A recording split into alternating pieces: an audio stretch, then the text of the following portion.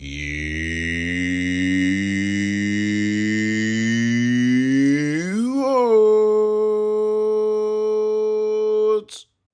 Greetings, fellow Watford fans. Omar here, and it's time for the youorns 10-minute take on Watford 2, Chesterfield 1 in the FA Cup third round on Graham Taylor match day. And I don't normally do 10-minute takes on cup matches, but this one is certainly worthy of one because the way that Watford fought back in the last 20 minutes of this game to turn a 1-0 deficit into a 2-1 victory. And non-league Chesterfield didn't look anything like non-league in this game. They played to win the game, and they were winning the game for 75 minutes, looking much the better side and deservedly in front in the first half.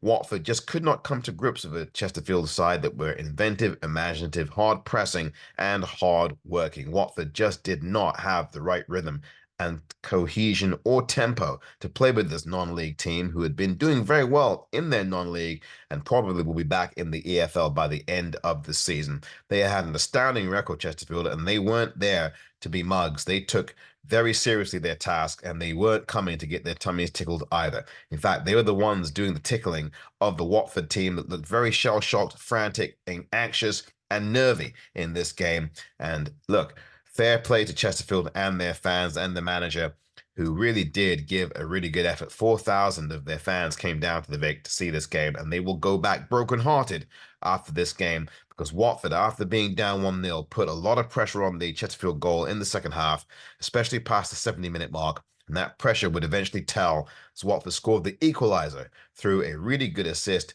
from Yasser Asprilla, who was my man of the match, the Watford man of the match, youorns man of the match, Yasser Asprilla. Good assist from him, a great header, good diving header from Rajovic, stooping header to get Watford on level terms. And it was deserved for all their industry in the second half, in which they were performing much, much better than the very poor first half that they exhibited. And then in the dying embers of the game, just when it looked as if we were going to be talking about a replay at Chesterfield, in stepped TDB, who quietly grew into this game as a force late on, playing in an advanced position up the middle of the pitch from the right back position he started in. TDB ended up with a really good piece of control off a pass from the new boy, the new lad, Hurtado, for Watford. Nice ball in from him for the assist, and straight up the middle of the pitch was TDB in front of the D. He went past one challenge who slid in and shifted the ball to his left foot and then lashed it into the bottom right side of the goalkeeper's net into the back of the net. Really good finish from TDB to give Watford a 2-1 victory. That was a well-taken goal from TDB. Really great finish as Watford beat Chesterfield. Chesterfield, though, had a chance just before that. I think it was about 10 minutes or so before that, that could have really been the end of the game for Watford because Chesterfield had a sitter. It was Colclough who had the ball, headed the ball over the bar of an empty net. Really unreal how he missed from 3 yards out, but he managed to, thankfully for Watford and our fan base. But that would be punished, that miss from Chesterfield, as TDB made sure not to miss with his sublime effort. I thought Watford today gave you character. So often this season, what we've seen from Watford is character.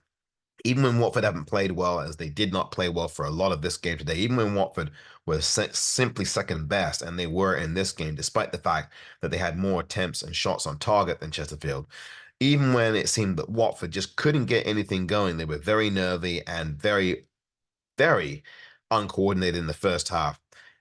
Watford still managed to find a way to win the game. Now, you can say, well, it's a non-league team, or you can say whatever you say, but you still have to get the job done.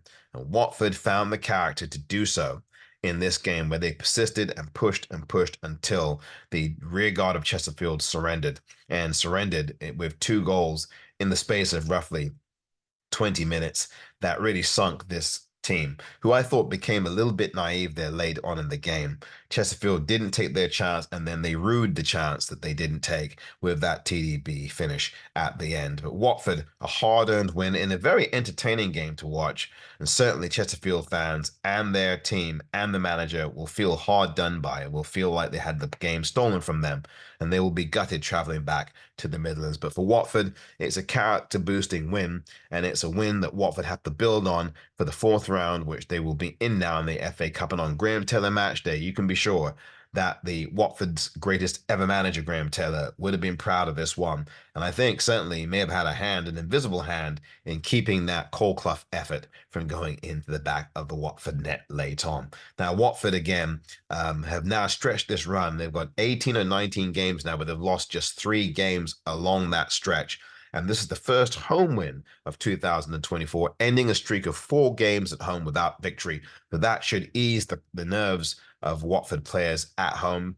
And they get ready to play Queen's Park Rangers next weekend at Loftus Road, a place where Watford have not fared well against QPR. QPR, though, are in the bottom 3 or thereabouts in the championship. So Watford will be looking to continue their unbeaten streak away from home after these last few weeks. And Watford, I think, today came through with some big time play from TDB, from Espria, and also the new lad Hurtado, Jorge Hurtado. I think is going to be a very effective Watford player. He's on the right side of the pitch, the right flank.